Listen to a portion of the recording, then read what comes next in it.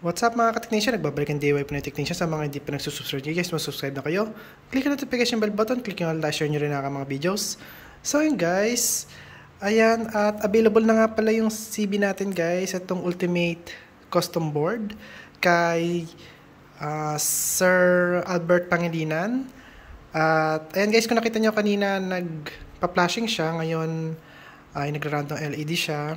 So bali ang ginawa ko dyan nga pala guys ay customize ko yung LED coin frame. So kinustomize ko siya as ano natin to. Ayan. Ito guys, so ito yung sa random LED. Ayan. Tapos ito naman yung sa may run at saka flash. Ayan. So ano doon siya guys sa loob. Ayan. Kasi kapag ka bumili kayo nito kay Alan, kasi kay Alan yan guys galing ngayon, no? Ang makukuha nyo lang guys ay etong connector na to. So ito guys, nakadikit to rito. So kaya kung nakita nyo, ayan, putol na siya. Pinutol ko siya dyan. Tapos ang ginawa ko, kinonekta ko siya rito sa may coin LED or coin LED. Ayan guys, so nakasulat ayan, no? So red is positive, syempre black is negative. At yung ito naman guys, yung sa flash at saka sa tag dito sa running at saka sa flash. Ito guys, masyadong masilaw to wait lang guys, masilaw ang ating ilaw. So ayan, so nakita nyo, so yung negative sa itim or sa black, tapos yung positive ayun guys sa pula, tapos itong blue na sa gitna. Ayan guys, para nakikita nyo. Bale kung nakikita nyo yung mga terminal nya, yung black terminal ay magkakahiwalay po siya. Ayan guys, so magkahiwalay ito, magkahiwalay ito. Ito guys, magkahiwalay ito. Pero ito, pagdating dito, magkadikit na itong apat na to. Ayan, kasi para sa LED, nasa coin slot yan guys. Ayan, sa coin slot diretso yan. Ayan. So, susundan nyo lang yan. Ito kasi guys sa night light to. Kaya kung nakikita nyo nakailaw yan, dahil nakakonekta yung night light, ito, doon sa may Raspberry Pi natin. Ayan. So, ang gamit ko dito ay Raspberry Pi 3B+. So, ang software natin na ginamit dito is Adobe software at naka-business siya guys, business license. So ayan, at ayan guys, kung alisin natin to para may idea kayo. So ganito yung running, alisin natin to guys. Ay, matanggal ayun. So ganyan yung running siya guys. So ayan, running. Tapos kapag ka nag-insert coin na kayo, kunyari nag-insert coin kayo, ayan, magiging siya, nagpa-flashing naman siya. Okay? Pero kung wala kayong running at saka flashing na coin, ano yan, coin LED frame, so kung wala kayo nyan, is ganito lang, katulad kay Alan. Ayan, ayan, so tinanggal ko yung dito. So naka-random LED siya guys, kay Alan mismo. So tingnan natin kapag ka nag-insert coin kayo. So magiging ganito yung itsura. So ayan guys, ganyan magiging itsura kapag nag-insert coin kayo. And then pagka nag-cancel kayo, pag nag-cancel na kayo ng insert coin, so babalik yan sa random LED light. Ayan. So ang gagawin ko nga pala guys ay alisin ko muna to at ilalagay ko tong running LED tsaka flashing kasi maganda siyang gamitin. Ayan. So ayan guys, kasi marami nagtatanong tungkol dito nga pala guys, kung paano to i-configure dito sa running at saka sa flashing. So ayun lang naman, positive, tapos yung blue, tapos yung negative yung itim. Ayan, red, blue, black. Tapos kapag ka sa random LED, ayan, red tapos black. Ayan, para hindi kayo nalilito. Tapos dito naman sa night light, ayan. So, nakita nyo. So, sa baba, or yung una niyan, guys, itong una, ayan yung positive, or yung red. Tapos yung sunod niyan is negative. Ayan. Tapos dito, guys, halos pares lang sa coin slot. Kung nakita nyo sa coin slot, nakalagay doon DC 12 volts. Ayan, siya yung una. Tapos coin, tapos yung ground or yung GND, tapos yung counter. Ayan. So, para hindi nyo naputulin yung kulay gray. Ayan, guys. Ito naman, guys, para to sa BB20 na bill acceptor. So, 12 volts sa taas, tapos sa gitna is yung white or yung bill output niya. Para sa pulsing lang yun, guys, ha. Tapos yung ground, ayan. So, ayan. Ayan, guys, yung makukuha nyo sa CB natin. Ayan, Ultimate CB. Bali, ito, guys, mga to ay mga metal na yung ano natin, guys, inductor. Ayan. So, ayan. Pwede nyo siyang lagyan ng heatsink kung gusto nyo. Kapag ka mainit. Ayan, lagyan lang siya heatsink. So, ayan, guys. Bale, ito nga pala ay nakapower sa 12 volts. Ayan, ito. Yung power supply unit niya or yung sinatawag nila na PSU, power supply unit. So, ito ay 12 volts at 5 amp. Okay? So, ayan lang siya. Ganyan lang naman ang configure niya. Ito yung sasaksakan. Kahit na magkabaliktad tong wire na to, okay lang. Pero dito sa kabila, kailangan kung ano yung ground. So, ito yung ground nakasulat. Tapos, ito yung positive. So, positive yung pula. So, papunta siya sa may pula. Ayun. Ito sa positive, guys. Ayan. So, nakasulat yun yung positive. Tapos, yung negative niya, ayun. So, 10 volts hanggang 25 volts. Pwedeng i-power dyan. Ngayon, kung battery gagamitin nyo, guys, pwede rin kayo magrekta ng battery dito.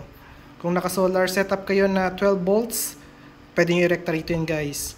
Kung naka-solar setup kayo na 24 volts, pwede rin yan, guys, dito nakarekta. Ayan, kung gusto nyo naka-black terminal, ayan, or nandito sa may barrel jack. Ito pong barrel jack ay DC 5525 para sa port nya, guys. Ayan, malaki yung port nyan. Ayan. Dito naman tayo, guys, sorry. So, dito naman tayo, guys, ayan. So, ito yung power on delay time. Ayan, 1 minute, 3 minutes, tapos 5 minutes. So, kayo nang bahala dito sa may ano niya, guys, jumper, kung saan nyo ilalagay yung power on delay nya. So, sa akin sa 1 minute lang. And then, pwede nyo siyang reset or gusto nyo i-restart agad. Pero kung ayaw nyo ng ganun, pwede kayo magantay ng 1 minute. Para may power on yung power on delay, kailangan nyo muna, guys, i-switch to pataas. Ayan. At may nakasulat naman dyan, pagka naka-off siya, ayun, guys, so, nasa baba. Tapos naka-power on delay, ayun, POD, nasa taas. Ayan. Tapos kung ayaw nyo naman sa power on delay, gusto nyo rekta agad na naka-on, eto siya, guys. Meron siyang on-off switch na nakarekta. Tapos sa display naman, kung ayaw nyo ng 5 volts ang nakikita nyo, pwede nyo gamitin itong switch dito. So 5 volts sa baba, 12 volts sa taas. Ayan. Okay? So gusto ko nakikita yung 5 volts para na ma-monitor ko yung output ng 5 volts papunta dito sa my Raspberry Pi na 3B+. Ayan. Pero pwede kayo, guys, gumamit ng kahit na anong ARM board computer, Raspberry Pi or Orange Pi. Pwede, guys. So, yun. At kung naguguluhan kayo sa wiring, kasi dito, guys, may nakasulat naman yan. Hindi na kayo, guys, maguguluhan dyan. So, yung brown, ginamit ko yung brown na wire para sa smart fan. Ayan, guys. So, ayan. S-fan. Tapos yung N light or yung night light, ginamit ko is yung gray. Ayan. Tapos sa fan output naman guys, ito yun. So, positive yung pula, negative yung itim. Okay? So, yung fan natin ay, kung makikita nyo, 12 volts. Ayun. So, ngayon, yung jumper niya, para sa fan, ito guys, so nakalagay siya sa may 12 volts. Ngayon, kung ang fan nyo ay 5 volts, i-jump nyo naman to. Ito guys, i-jump nyo to. Ililipat nyo naman sa kabila. Dito. Ayan. Pero 12 volts siya, so lagyan natin siya sa may 12 volts. Ayan. Merong dalawang kasi nga pala yung CB natin. So, ito guys, naka-jumper. Yung isa naman guys, naka on-off switch. So, naka-ganito siya guys. Okay? So, hindi na kayo mahirapan.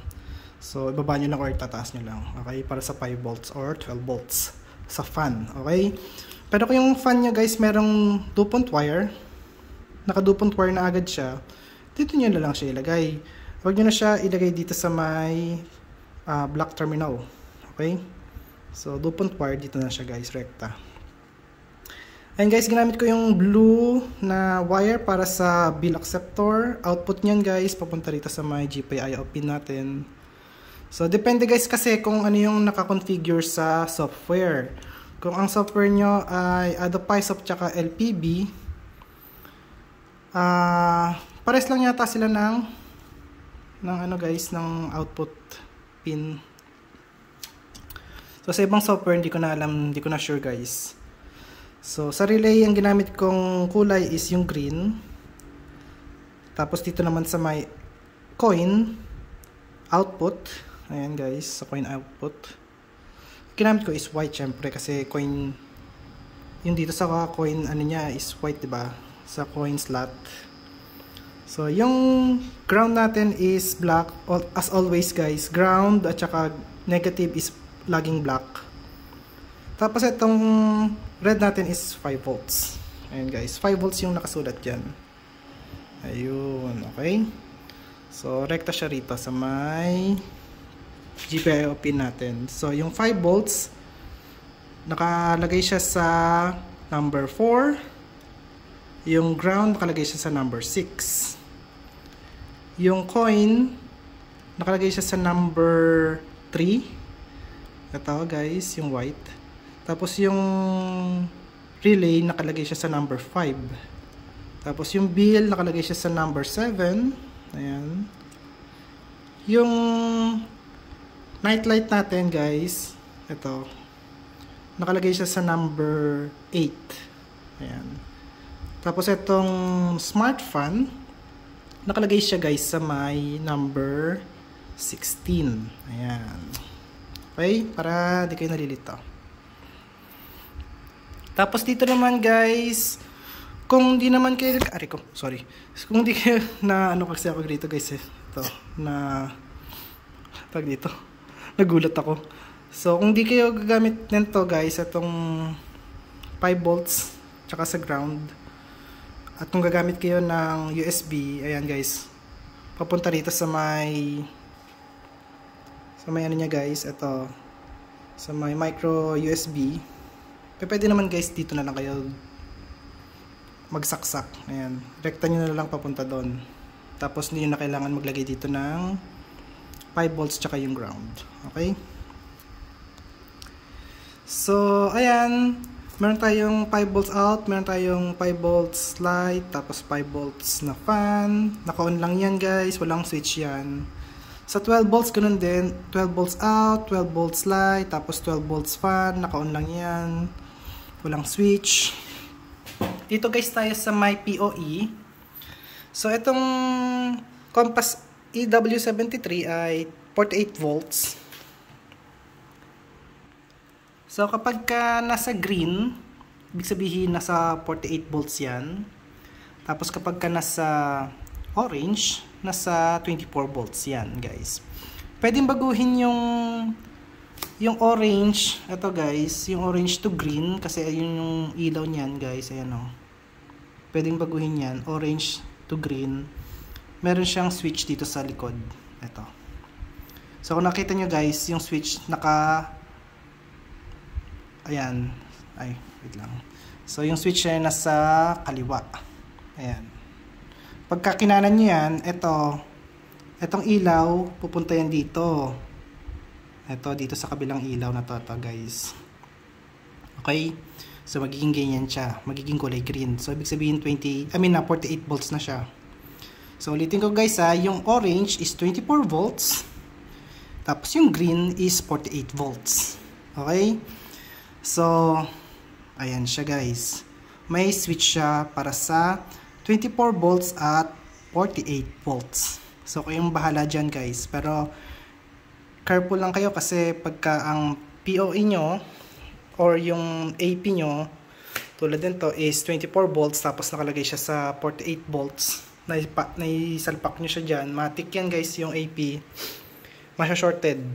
Okay? So, kaya make sure pagka nakaharap kayong ganyan, tignan nyo agad yung LED kung nasaan siya. And then, i-switch nyo siya sa likod. Ayan. Okay guys? So, ayoko magkamali kayo kasi mahal din ang AP. Kaya, tinuturo ko sa inyo kung paano gamitin to. Ito guys ay POE injector lang ito. Okay? Hindi po siya switch hub or hindi rin siya router hub or something na ganun guys. Ano lang siya, parang POE injector or POE adapter. So, kayong bahala kung paano siya i-configure. So, yung sa taas niyan, puro POE. Tapos yung sa baba, puro LAN. Ayan. Naka-LAN yung sa baba. Ayan. Taas, POE. Kaya kung nakikita nyo yung nakasulat dito, nasa taas yung POE. Tapos nasa baba yung LAN. Okay? POE 1, LAN 1, POE 2, LAN 2. So yung nakalagay dito, POE 3 is, and then LAN 3. Okay? So, ang configure ko rito ay naka-USB to LAN. So, ayan, USB to LAN. Ang gamit ko ay ang Sabrent. Ayan, USB to LAN na 2.5 gigabit Ethernet port. Ayan. Okay, 2.5 gigabit na po 'yan. Ang taas ng ng gigabit ng ng signal or something na gano'n, guys. Okay? So, ayan, rekta lang siya papunta sa may LAN, ayan. Tapos ito naman papunta naman to sa may natin, AP, ayan, compass. Ayan, guys, okay. Yun nga pala guys, gusto ko rin i-try yung, di ko alam guys kung gagana kasi gusto kong i-try na bumili pa ng dalawa pang USB to LAN. So, bili ako siguro yung kay Alan ng USB to LAN. So, lagay ko dito tapos try ko na paganahin naman dito naman sa kabila. Gets nyo guys? So, feeling ko magbabago yung niya, yung tag dito, yung sa portal page, yung 10.0.0.1 siguro magiging, yung iba doon magiging 20.0.0.1 tapos yung sa 30.0.0.1. Pero tignan pa rin natin guys. Tapos gusto ko rin i-try yung nakikita ko na ginagawa nila na sa switch hub. So ito nakalagay sa switch hub, nakarekta sa switch hub, tapos ito namang mga to nakalagay rin sa switch hub. So tatry ko rin yung mga ganyan pagka nagkaroon ako ng time. So ayan, update ko kayo kapag nagawa ko na siya guys, yung mga sinasabi ko ngayon. Okay? So ayan lang guys, kailangan nyo lang, ito lang, 12 volts, 5 amps na power supply. Hindi nyo na kailangan guys ng mataas pa rito. Okay? And then, update ko rin kayo kung anong next nating CB, Ultimate CB guys, Ultimate Custom Board sa future natin. Okay? So, ayan guys, at huwag kalimutan mag-like, share, subscribe, click notification bell button, click nyo all guys, bye, peace.